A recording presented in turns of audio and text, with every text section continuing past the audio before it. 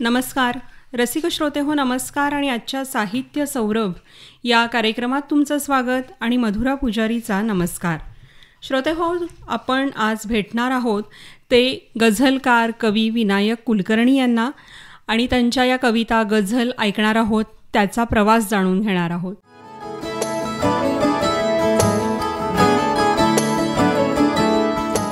नमस्कार सर. नमस्कार. नुकताच तुम्हाला एक उत्तम असा राज्यस्तरीय पुरस्कार मिळाला आहे, नारायण सुर्वे साहित्य कला अकादमी यांचा केशवसूत पुरस्कार. तर काय वाटतं या क्षणी? नारायण सुर्वे कला अकादमी मंच यांच्यातर्फे झालेला पुरस्कार आणि तोही केशवसूत, कवी केशवसूत यांच्या नावाने मिळालेला पुरस्कार माझ्यासाठी खूप महत्त्वाचा, मोठा, म्हणजे मला खूप आनंद होत आहे. जे काही माझ्यावरती कवी सुधांशू असतील किंवा अन्य कोणी असतील त्यांचे हे आशीर्वाद आहेत असे मी मानतो. वा, केशवसूतांसारख्या कवीच्या नावाचा पुरस्कार मिळणं खरंच खूप महत्त्वाची गोष्ट आहे. एक आयुष्यातला महत्त्वाचा टप्पा म्हणा किंवा आशीर्वादच त्या रूपानं आपल्याला मिळालेला आहे. आधी आपण तुमची एखादी कविता ऐकूया आणि मग पुढे गप्पा मारूया. एक माझी कविता आहे, त्याचं शीर्षक आहे सुखदुःखांच्या लाटा. सुखदुःखांच्या लाटांमधून आयुष्याला भरती येते. सुखदुःखांच्या लाटांमधून आयुष्याला भरती येते. तळात असते सुख मनाच्या, कधी कधी ते वरती येते. विचार मंथन रोज मनाचे, रवी बुद्धीची घुसळत असते. विचार मंथन रोज मनाचे, रवी बुद्धीची घुसळत असते. अळणी आंबट रुची तयाची, आवड आपली मिसळत असते. थंड जलाच्या शिडकाव्याने नवनीताची नांदी होते. थंड जलाच्या शिडकाव्याने नवनीताची नांदी होते. नकार लोपून जातो सगळा, होकाराची चांदी होते. ह्या कविता तुम्ही लिहायला कधीपासून लागलात? साधारणतः मी 9वीमध्ये असेन. बर. आणि 9वीमध्ये असताना माझे मराठीचे जे शिक्षक होते आणि इंग्रजीचे पण, ते खूप छान शिकवत असतात. म्हणजे एखादी कविता असेल तर पृथ्वीचे प्रेमगीत ही एक आपल्याला होती, कुसुमाग्रजांची. राबा पाटील सर म्हणून मुख्याध्यापक होते आमच्या शाळेमध्ये जतच्या. ते खूप छान शिकवायचे. आणि ते दुसरी त्याची महत्त्वाची गोष्ट अशी आहे की सकाळी आपण आपल्या सांगली केंद्राचं जे काही भक्तिगीताचे कार्यक्रम सकाळी लावतो ते सतत आमच्या घरामध्ये लागलेलं असायचे. आणि त्याच्यावरती माझ्या कानावर शक्यतो पडायची की सुधांशूंचीच गाणी असायची, तात्रेयांच्या वरती असलेले असायचे. ते गुणगुणत असताना असं वाटावं लागलं की आपण सुद्धा काहीतरी लिहू शकतो आणि ते तोंडातून येऊ लागले. मी असंच एका वहीवरती असे एक 4 ओळी, म्हणजे एक कडवा असेल, मी लिहिलेलं होतं. आणि ते माझ्या शिक्षकांनी बघितलं. मग ते इंग्रजीचे शिक्षक होते, प्रमोद पोतनीस सर, आता ते आपल्यात नाही आहेत. मग त्यांनी मला सांगितलं की ही कविता आहे आणि ही कविता वृत्तात आहे. असं झालं आणि तिथून मला आवड सुरू झाली की आपण काहीतरी लिहू शकतो. मग असं तिथून लिहायला सुरुवात, कारण कवी होतो म्हणून होता येत नाही, तो कवी असावाच लागतो. मग ते नंतर त्याच्यावरती काही संस्कार झाले असतील. आणि नंतरच्या काळामध्ये कवी सुधांशू, आपल्या औदुंबरचे कवी सुधांशू हे माझ्या जतला आले होते. मी तेव्हा कॉलेजच्या पहिल्या वर्षाला होतो आणि आमच्या कॉलेजमध्ये एक कवी संमेलन छोटंसं होती, स्पर्धा होती, काव्य स्पर्धा. आणि ग्रामपंचायतीमध्ये एक कवी संमेलन होता. त्याला मी माझी आई आणि दत्तावरची एक कविता अशी त्यांना ऐकवली. ते माझ्या घरी आले होते आणि त्यांनी मला लिखित स्वरूपामध्ये आशीर्वाद दिलेले होते. आणि त्याचा प्रवास तिथून जास्त पुढे सुरू झाला. मग हा आशीर्वाद जो तुम्हाला मिळाला सुधांशूंचा आणि त्याच्यानंतर तुम्ही जास्त गांभीर्यानं बघायला लागला त्या कवितेकडं, मग कसा प्रवास होता? काय केलं? म्हणजे आपण कविता लिहू शकतो, आपल्याला ते येतंय, आवडतंय, हे कळल्यानंतर त्याच्यावर जास्त तुम्ही कष्ट घेतले असतील, लिहिलं असेल, काय होतं ते? तिथून पुढे मी लिहित गेलो, पण चरितार्थ ज्याला म्हणतो आपण, त्याच्यामध्ये मी थोडंसं लिहिण्यापासून थोडंसं बाजूला गेलो, पण मी लिहित होतो तसा. पण नंतर काय झालं की 1996 आळंदीला अखिल भारतीय मराठी साहित्य संमेलन होतं. 1996 साहित्य संमेलन होता. आणि त्याचे एक आव्हान आलं होतं की तुम्ही आपल्या कविता पाठवा. तर माझ्या कविता सिलेक्ट झालेली होती तेव्हा आणि मी गेलो होतो. शांता शेळके होत्या. बरोबर. आणि मी तिथं गेलो. मग माझी कविता म्हणली. मला तिथं ज्ञानेश्वर महाराजांचे छाप असलेला म्हणजे प्रतिकृती असलेलं एक मला असं शिल्ड मिळालेला आहे, सन्मान चिन्ह, ते मी अजूनही माझ्याकडे ठेवलं आहे. तो सगळ्यात मोठा आशीर्वाद मी समजतो. तुम्ही जे म्हणालात की चरितार्थाकडे पण लक्ष द्यायला पाहिजे, बरोबर आहे, ते कुणालाच चुकलेलं नाहीये साहित्यिक असला तरी सुद्धा. तुम्ही काय करायचात म्हणजे चरितार्थासाठी? कॉलेज माझा 1987 साली झाल्यानंतर आमचं असं होतं की आमच्या मित्रांचा एक ऑर्केस्ट्रा होता. तो पण माझा पैसा मिळवण्याचा एक सोर्स होता. मिळायचं त्या काळामध्ये 500 रुपये एका रात्रीसाठी म्हणजे खूप झाले. ते करत होतो. परत तिकडे शिक्षण चालू होतं. मग मी परत MA गेलो. परंतु काय झालं की मध्ये मला सर्व्हिसला एका ठिकाणी संधी होती, त्यामुळं मला ते मध्ये सोडून परत BEdला जावं लागलं. पेठ वडगावला माझं BEd झालं आणि मग मी परत येऊन सर्व्हिसला लागलो. परंतु मी काही सर्व्हिस टिकवू शकलो नाही मीच. त्यामुळे मग मी क्लासेस काढले, माझे शिकवणीचे वर्ग इंग्रजीचे, ते खूपच मस्त चालले.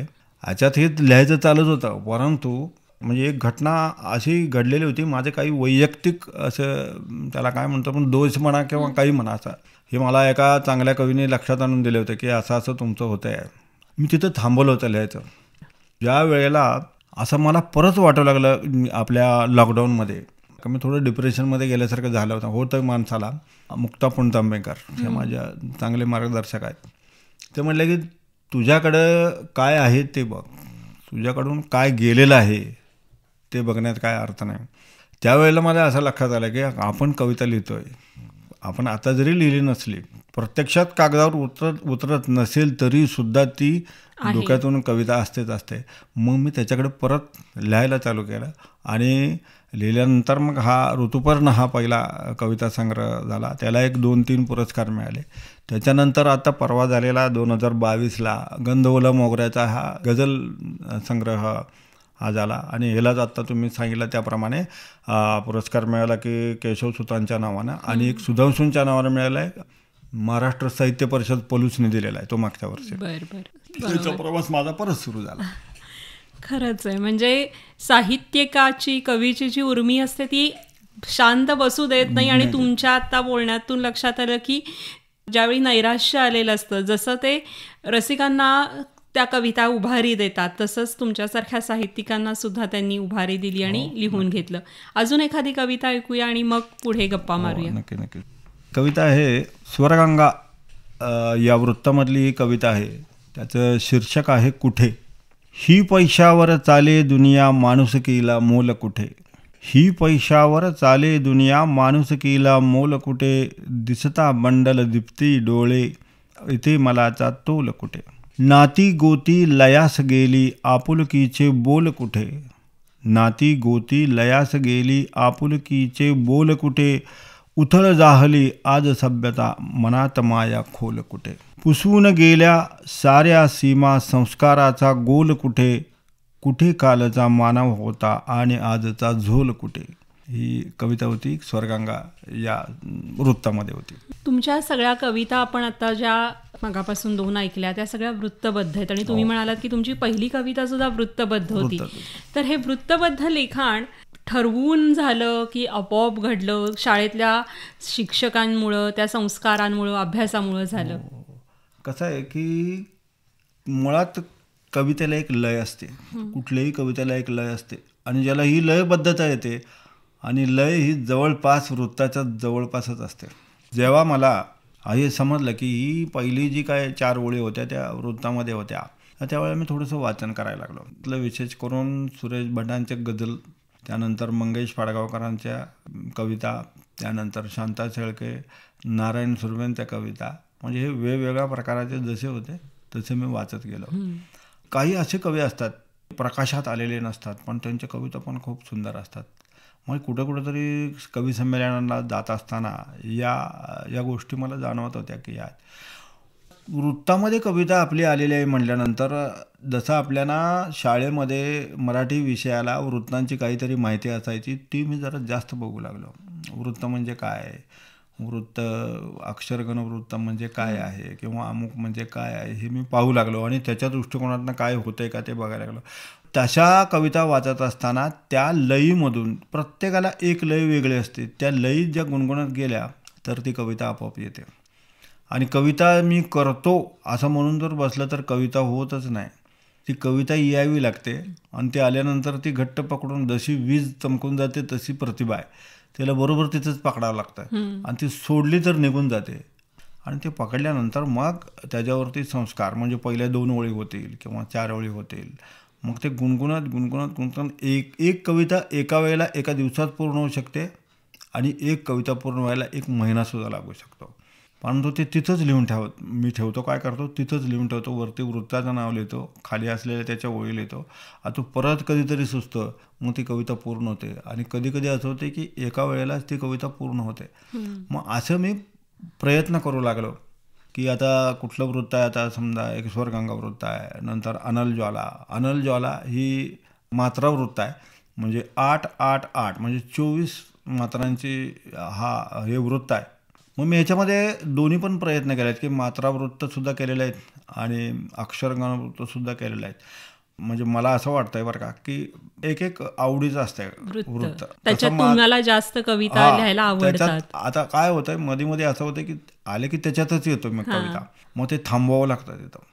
मग त्याला 8-8-8 प्लस 8 करत मग त्याला पुढं समुदित मदनामध्ये लिहा किंवा वनहरणीमध्ये लिहा, असा तो प्रयत्न करावा लागतो. म्हणजे एकाच लईमध्ये अडकून चालत नाही. तोचपणा टाळण्यासाठी हे गरजेचं आहे. गरजेचं. हे विषय कसे सुचतात तुम्हाला कवितांचे? विषय असे सुचतात की विषयातला सगळ्यात महत्त्वाचा भाग असा आहे की सगळ्यात महत्त्वाची गोष्ट आठवण आणि त्याच्याबरोबर असलेला सभोवतालचा परिसर किंवा निसर्गातला झालेला बदल आणि एखादा प्रसंग.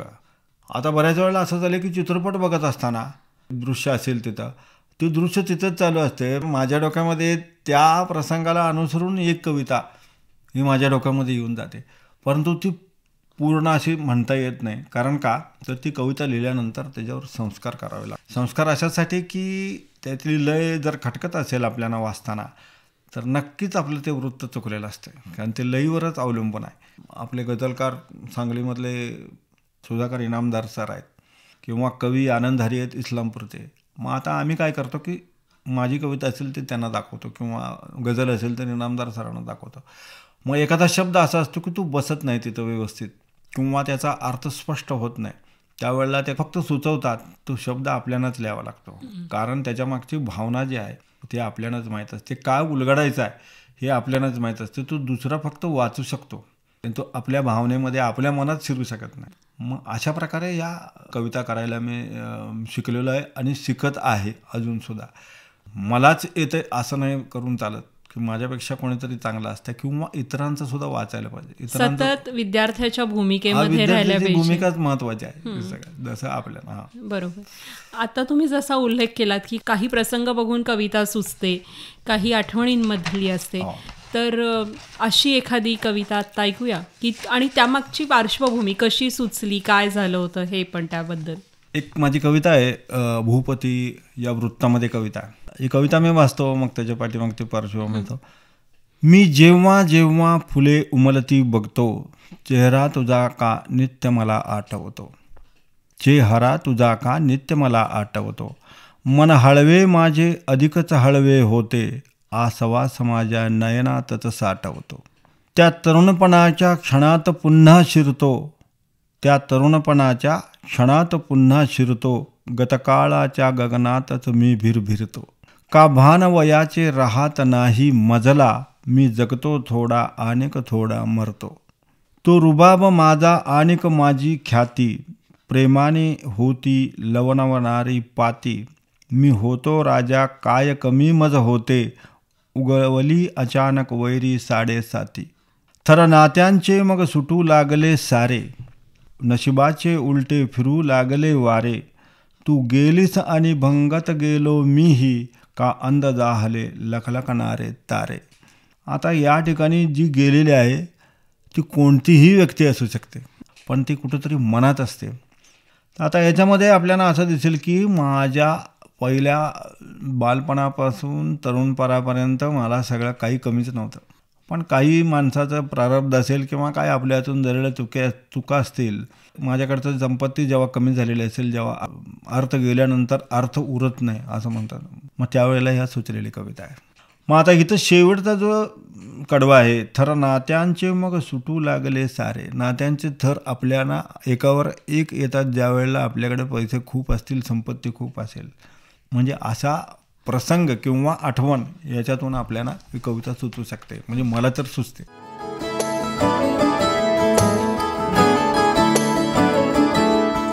कवी विनायक कुलकर्णी यांच्याशी मधुरा पुजारी यांनी साधलेला संवाद आणि त्यांच्या कविता आपण ऐकल्या. आज या मुलाखतीचा पहिला भाग प्रसारित करण्यात आला.